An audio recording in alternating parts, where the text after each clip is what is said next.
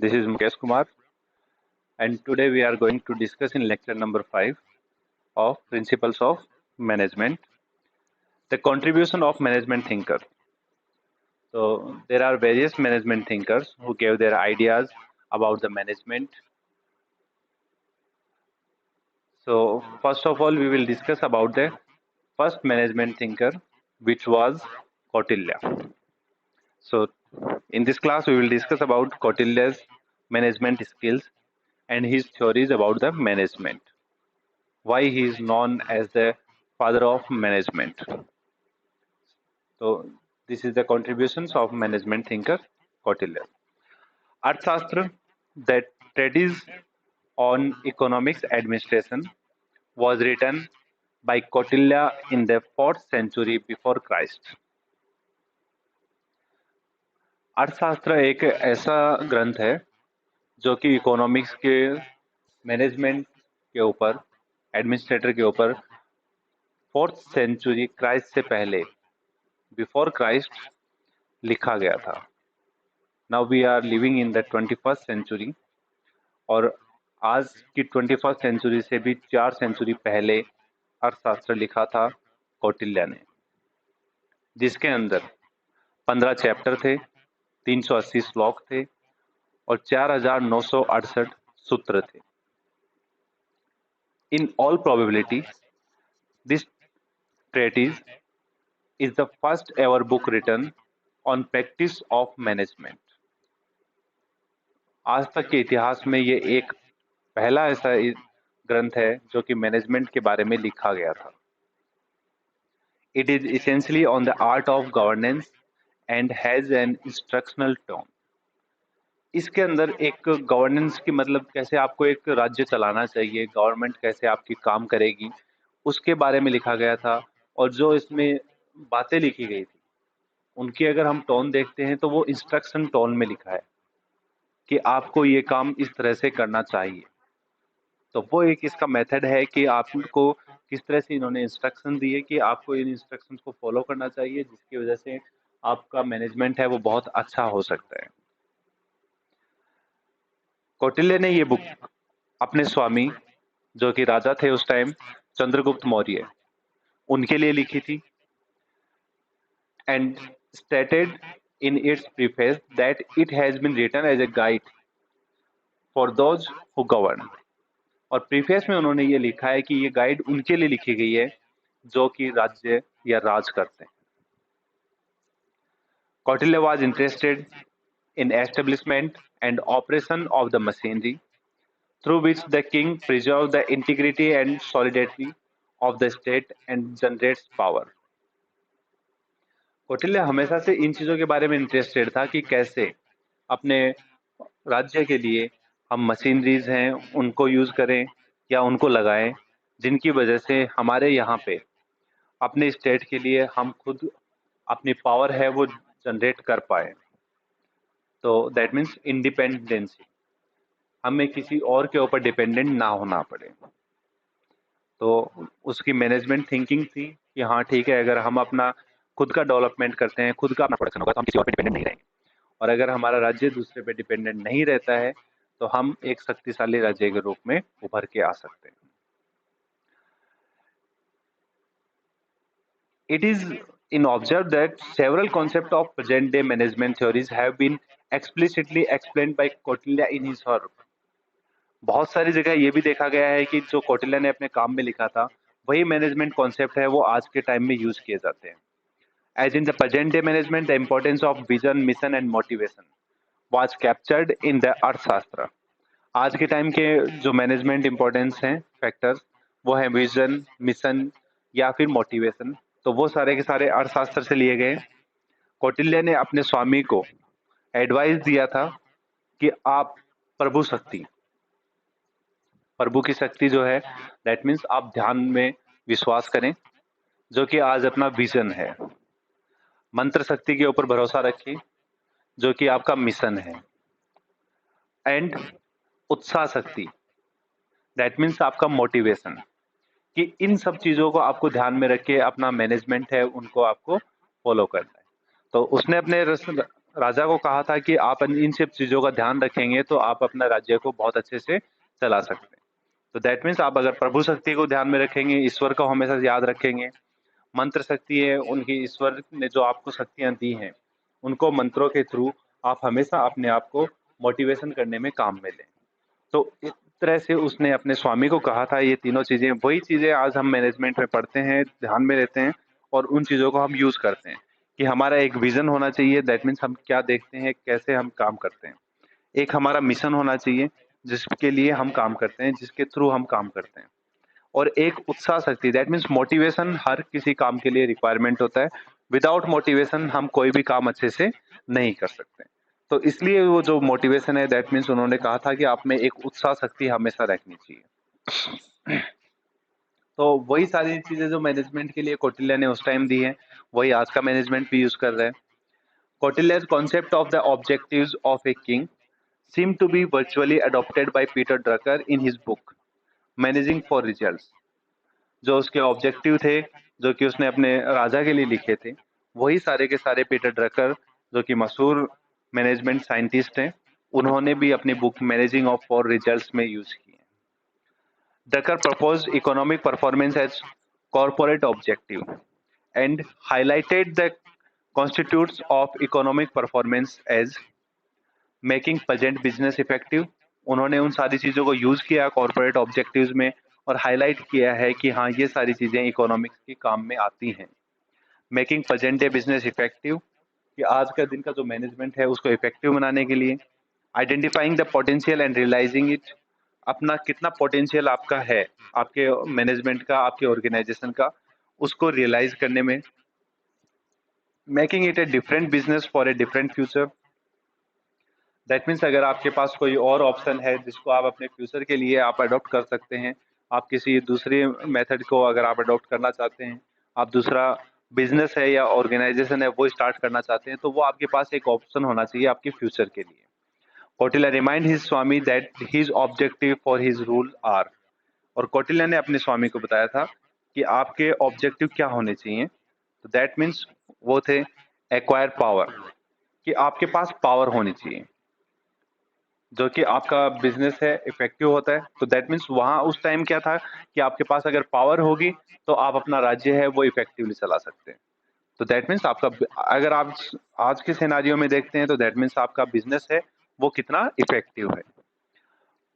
Consolidated what has been acquired, अब आपको ये भी देखना है कि आपने जो एक्वायर कर लिया, जो आपने पावर अचीव की है, उस पावर को आपको हमेशा थाम के भी रखना है। तो दैट मीन्स अगर आपने पावर ली, जो आपके पास पावर अचीव हुई है, दैट मीन्स आपने अपने मैनेजमेंट में एक ऐसी स्ट्रॉन्ग पोजीशन बना ली, उस पोजीशन के बाद आपको उसको मैनेज भी करना है। दैट मीन्स आपका बिजनेस है वो इफेक्टिवली स्टार्ट हुआ है तो उसको इफेक्टिवली मैनेज भी करना होता है। थर्ड उसने बताया expand what has been acquired, अब आपके पास अगर पावर है तो आप उसको और भी एक्सपांड कर सकते हो, कितनी भी उस पावर को आप बढ़ा सकते हैं। That means identify potential and realise it, अब आपको रियलाइज करना है कि आपका कितना पोटेंशियल है और कैसे आप उसको रियलाइज कर सकते हो, क्या आपका पोटेंशियल है और कितना आपका पोटेंशियल है, दोनों चीजों को आपको रियलाइज करना है। Enjoy what has been acquired, making it a different business for a different future, अब हमें उसका आनंद लेना है जो हमने यहाँ पे यूज किया था, जहाँ हमने मेहनत की थी, अपने एक्वायर किया था सारी चीजें, उन चीजों को यूज करके आप एक दूसरा अपने फ्यूचर के लिए कोई डिफरेंट मैनेजमेंट या डिफरेंट बिजनेस है वो वहां पे एस्टेब्लिश कर सकते हैं। Kautilya was aware that for efficient running of the state, elaborate machinery has to be established. He is equally clear on the organizational aspect, human dimensions of an organization, as well as the leadership requirement of an organization. Kautilya हमेशा से अपने राज्य के लिए, अपने organisation के लिए, कि हाँ आपको हमेशा मशीनरीज हैं उनको ज्यादा से ज्यादा एक्सपोजर देना है, ज्यादा से ज्यादा मशीनरीज होनी चाहिए आपके पास, ज्यादा से ज्यादा मशीनरीज का डेवलपमेंट होना चाहिए, हमेशा उस चीज के ऊपर उसने फोकस किया। Human dimensions of an organisation, और उसके साथ साथ जितने भी आपके ह्यूमन डायमेंशंस हैं, आप में जितनी एबिलिटीज हैं उनको यूज करना है, साथ में लीडरशिप रिक्वायरमेंट है, वो बहुत जरूरी है किसी भी ऑर्गेनाइजेशन में। On the organisational aspect, Kautilya involves an elaborate hierarchy under the king. उसी के अंदर उसने ये कहा था कि आपको राजा के अंदर एक हायरार्की होनी चाहिए। दैट मीन्स आपको राजा से डायरेक्टली किसी को भी नहीं मिले, जो भी आपका काम है, जो भी आपका सिस्टम है, वो राजा के थ्रू कुछ पर्टिकुलर पर्सन्स हैं उनके अंदर डिस्ट्रीब्यूट हो, उनसे वो दूसरे बंदों में डिस्ट्रीब्यूट हो, इस तरह से वो एक सिस्टम बन जाए कि जहां से आपकी एक पावर अलग अलग पावर्स में डिस्ट्रीब्यूट होती है। The king appoints Amatya, the prime minister. Amatya operates the day-to-day machineries of the state through a council of official consisting of मंत्री। तो उन्होंने जो अमात्य, जो प्राइम मिनिस्टर है उनका, उसको बनाया था, उसकी रेस्पॉन्सिबिलिटी थी कि वो अपने सारे ऑफिशियल से मीटिंग करके, जो कि आपके मंत्री थे, मिनिस्टर थे, सेनापति थे, एंड द वारलॉर्ड और the defence minister, purohit, the chief justice and Yuvraj, the heir apparent और identified successor to the throne. मतलब जो भी उनके राज्य के उत्तराधिकारी थे, राजकुमार थे, चीफ जस्टिस, पुरोहित या रक्षा मंत्री, सेनापति, बाकी मंत्री जितने भी थे, उन सब से मिलके वो हमेशा डिसीजन लेते थे, अपने स्टेट के बारे में चर्चा करते थे, डे टू डे क्या हो रहा है क्या नहीं हो रहा है, उस चीज के बारे में उनको जानकारी मिलती थी। Kautilya waves a design of a tall hierarchy for governance going down to the level of village through his concept of मंडल। और उसने, कौटिल्य ने एक ऐसी हायरार्की दी थी उस टाइम कि जो कि हमेशा एक बड़े सिस्टम से, एक राजा से लेके एक छोटे सिस्टम तक, एक गांव के मंडल तक, उस हायरार्की को लेके जाता है, जिससे राजा का कंट्रोल डायरेक्टली ना होके बट इनडायरेक्टली राजा से लेके और एक गांव के मंडल तक, हर एक पर्सन तक उसका कंट्रोल होता है।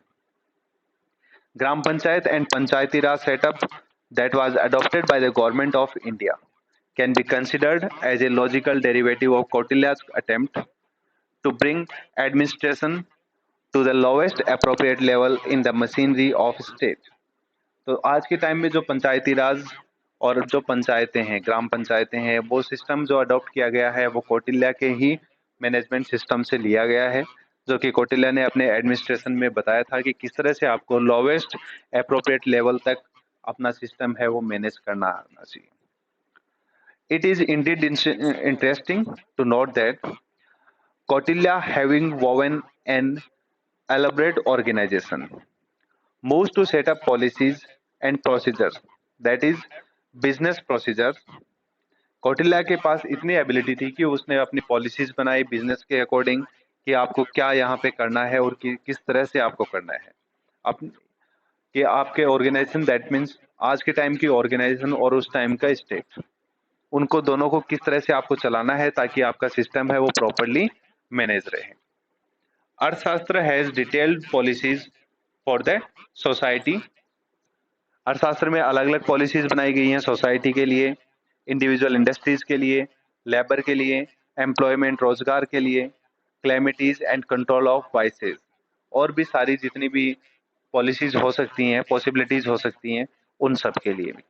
At this stage, he shows the depth of his knowledge of the major element of effective and efficient implementation of business processes, namely the human aspect of management। यहाँ पे उसने मैनेजमेंट के बारे में बहुत अच्छा नॉलेज जो था उसका, उसके बारे में बताया था। He observed that the state as an organization, जो राज्य था उसका, उसने उसको ऑर्गेनाइजेशन बताया, is a social organization with economic aim। वो एक ऐसी ऑर्गेनाइजेशन है जो कि सोशली वर्क करती है, बट उसका एम रहता है इकोनॉमिकली अपनी ग्रोथ करना। Here again Peter Drucker and Kautilya go hand in hand, as Drucker define as an organisation as having social dimension and economic objective. तो जैसे कि उसने कहा था कि social organisation with economic aim, ऐसे ही पीटर ड्रकर ने कहा social dimension and economic objective. That means dimension ही उसकी सोशल है और ऑब्जेक्टिव है वही उसका इकोनॉमिक है। तो सेम थिंग जो कि कौटिल्य ने कही थी वही थिंग है वो पीटर ड्रकर ने भी कही। Kautilya at this stage reminds his Swami that sound knowledge of complex human nature is essential in effective, efficient, and honest running of the state machinery. उसने कहा था कि आपको हर एक पर्सन के बारे में बहुत अच्छा नॉलेज अगर है, तो दैट मीन्स अगर आप किसी भी इंसान के बारे में, ह्यूमन नेचर के बारे में अच्छे से समझते हैं, तो वो आपकी इफेक्टिव, एफिशिएंट और honest running of state machinery में बहुत काम आता है कि आप किस तरह से अपना स्टेट है वो अच्छे से प्रॉपरली चला पाते हैं. He one of two undesirable attitudes of human nature. Pramad meaning excess and alasya meaning inactivity. That means कि आप में कोई भी आलस्य नहीं होना चाहिए. To be watched for and avoided, जो कि मतलब बहुत ज्यादा और इतना आलस ना हो कि कोई भी काम को आप देखो और छोड़ दो. This is where according to Kautilya the leadership count. तो ये वो चीज है जहां से आपकी लीडरशिप स्टार्ट होती है. The essence of leadership, he stresses, lies in its acceptance by the subject. He therefore advises the Swami never to forget the two pillars of the art of governance. हमेशा अपने राज्य के लिए दो pillar हैं, उनको कभी नहीं भूलना. ये उसने हमेशा अपने स्वामी को बताया, जो कि थे आपके न्याय, द जस्टिस एंड धर्म, द एथिक्स. कि आप हमेशा अपने साथ न्याय को और धर्म को फॉलो करेंगे. दैट मीन्स आप में एथिक्स होना चाहिए और आप में यहाँ पे जस्टिस होना चाहिए. धर्म है तो वहां पे आप हमेशा हर एक चीज की पालना करेंगे जो कि ह्यूमन वैल्यूज होती है, जो कि ह्यूमन एथिक्स हैं, वैल्यूज हैं, तो उनका आप हमेशा पालन करेंगे. आपके यहाँ पे न्याय होना चाहिए, यानी कि हर एक इंसान को जस्टिस मिलना चाहिए.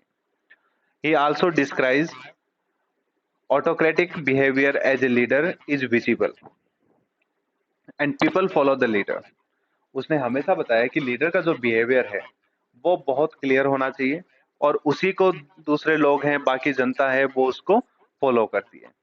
Hence he advises the Swami to introspect, to identify his atmadosh deficiencies, to improve or develop himself. तो उसने अपने स्वामी को बताया कि आप अपने आत्म दोष जो हैं, खुद में आपको जो भी दोष दिखाई देते हैं, उन दोषों को आप दूर कर सकते हैं और अपने आप को इम्प्रूव कर सकते हैं. He further advises his Swami to study deficiencies of his cabinet members and take steps to improve upon them. उन्होंने अपने स्वामी को बताया कि आपको अपने दोष दूर करने के साथ साथ अपने जितने भी मेंबर्स हैं आपके कैबिनेट के, उन सब में भी आपको जितनी कमियां दिखाई देती हैं, उन कमियों को आपको देखना है और उन्हें जैसे भी हो सकता है उन्हें इम्प्रूव करवाना है, उन्हें दूर करना है. He said that मंत्रीज could be incompetent, सेनापति could be over ambitious. जिसमें जो भी कमियां हो सकती थी उसने उनके बारे में बताया कि आपके इन मंत्रियों में जैसे इनकम्पिटेंट हो सकते हैं, सेनापति है वो ज्यादा एम्बिशियस हो सकता है, पुरोहित है वो हो सकता है कि डे बाय डे जो प्रैक्टिस है या ट्रेडिशंस हैं उनको वो नहीं फॉलो कर सकता है, जो कि आपके लॉ और जस्टिस को मानते हैं. Which might lead to injustice, जिनकी वजह से आपका अन्याय हो सकता है. As regards yuvraj, he advises specific training to prepare him for the eventual succession. साथ ही उसने कहा कि आप युवराज हैं, उनको आने वाले टाइम के लिए एक स्पेसिफिक ट्रेनिंग भी दें ताकि वो अपनी सिचुएशंस हैं उनको अच्छे से मैनेज कर पाए. He states that the Yuvraj should be trained in the three specific area. तीन अलग अलग एरिया में युवराज को स्पेसिफिक एडवांस होना चाहिए या युवराज को ट्रेंड होना चाहिए. वो है अर्थशास्त्र, इकोनॉमिक एडमिनिस्ट्रेशन, नीति शास्त्र, फॉरेन अफेयर्स एंड दंड नीति, पॉलिटिकल साइंस. तो दैट मीन्स अगर तीनों इनमें एडमिनिस्ट्रेशन में अगर युवराज एडवांस होते हैं, ट्रेंड होते हैं, तो वो अपना राज्य बहुत अच्छे से चला सकते हैं. तो इन तीनों के लिए उसे नॉलेज मिलना चाहिए और उसे एडवांस ट्रेंड होना चाहिए. Kautilya seems to have given a lot of thought to human resource development for the government machinery. He is specific about the qualities मंत्रीज मस्ट possess. उसने हमेशा ह्यूमन रिसोर्स डिपार्टमेंट डेवलपमेंट है उसके लिए भी उसने हमेशा बहुत अच्छा नॉलेज दिया है। उसने हमेशा से कहा कि आपके जितने भी मंत्री हैं वो उनकी क्वालिटीज हमेशा अच्छी होनी चाहिए और पॉलिसीज हैं उनकी हमेशा वो बहुत यूजफुल होनी चाहिए सभी के लिए। He write about this qualities as qualifying standard for appointed as a mantri. तो उसने जो मंत्री के लिए क्वालिफिकेशंस हैं या फिर क्वालिटीज हैं उनके बारे में भी लिखा कि कौन कौन सी क्वालिटीज होनी चाहिए एक मंत्री के लिए जिनको आप अपने साथ रखने वाले हैं। दीज क्वालिटीज आर द्रुत चित्त, that means power of concentration. एक कंसंट्रेशन की पावर होनी चाहिए जो कि मतलब किसी भी चीज को अच्छे से सोच और समझ सकता है। सिलावन, करेक्टर उसका बहुत अच्छा होना चाहिए। Pragya, thinking capability, pragyan, that means वो आराम से सोच सकता हो, उसमें मेंटल एबिलिटी हो कि वो किसी भी प्रॉब्लम का सॉल्यूशन है वो निकाल सके। वनगामी, वांगमी, दैट मीन्स कम्युनिकेशन स्किल, वो हर किसी से बात कर सके, अच्छे से उसको अपनी बात एक्सप्लेन कर सके। एंड दक्ष, ऑब्जर्वेशन और विजिलेंस, वो हर एक चीज में दक्ष होना चाहिए, उसको हर एक चीज देखनी आनी चाहिए और उसको ऑब्जर्व करना समझ में आना चाहिए। In addition, he highlights the competencies that a mantri must possess. These competencies are the same as the competency advocated by the management gurus of the present times, namely knowledge, skill, and attitude. उसने भी यही बताया जो आज के management गुरु कहते हैं कि आपके साथ आपका नॉलेज भी होना चाहिए, स्किल्स भी होनी चाहिए आप में और आपका एटीट्यूड है वो भी पॉजिटिवली एटीट्यूड होना चाहिए आपके वर्क के रिगार्डिंग। तो वो सारी एडिशनल क्वालिटीज हैं वो भी उसने अपने मंत्रीज के लिए बताई थी। कौटिल्या's knowledge about human behavior is really outstanding. He advised his Swami about 6 emotional devils which he should avoid and ensure that his cabinet members also avoid. उसने 6 राक्षसों के बारे में बताया था कि जो कि आपके मानसिक रूप से आपको इमोशनल कर सकते हैं। तो he makes his employee clear that times 6 emotional devils do not allow appropriate decisions making in any operations। अगर ये आप में 6 इमोशनल वीकनेस होती हैं तो आप कोई भी डिसीजन है वो प्रॉपरली नहीं ले पाते हैं। The emotional devils identified by Kautilya are kama, that means lust, क्रोध यानी कि एंगर, लोभ यानी कि ग्रीड लालच, मन वैनिटी, मद हॉटीनेस एंड हर्ष, दैट मीन्स ओवरजॉय। तो ये आपके जो इमोशनल डेविल्स हैं, मन की स्थितियां हैं जो कि आपके लिए नुकसानदायक हो सकती हैं, उनको हमेशा आपको अवॉइड करना चाहिए। Having looked at the key areas of an efficient and effective organization, Kautilya looks at external realities that the government machinery would face. He starts systematically studying what he calls the essentials of an organized state, जिनके बारे में जो कि essential चीजें हैं उनके बारे में उसने ऑर्गेनाइजेशन के लिए बताया। He identified the essentials as the territory of the kingdom, the population of the kingdom, the organization through which the kingdom is being run, and last but not the least, the unity within the kingdom।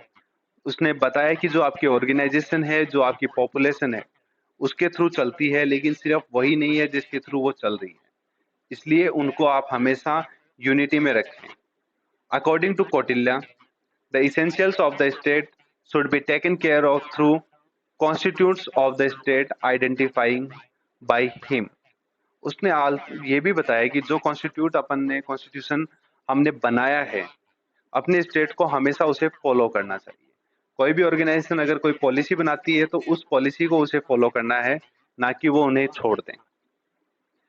These constituents are स्वामी, अमात्य, जनपद, दुर्ग, कस, बाला and Mitra.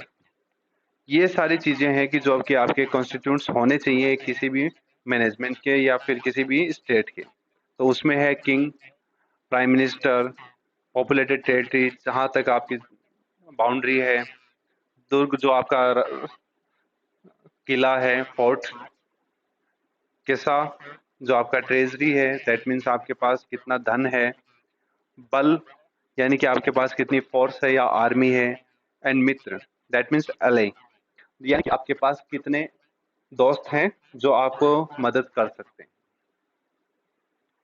His choice of Mitra as a constituent of the state is interesting. He thinks of a network of allies to fortify a kingdom. Mitra is a king who would come to the support of Swami. उसने कहा कि आपके ऐसे मित्र भी होने चाहिए जो आपका सपोर्ट करने के लिए हमेशा तैयार हों।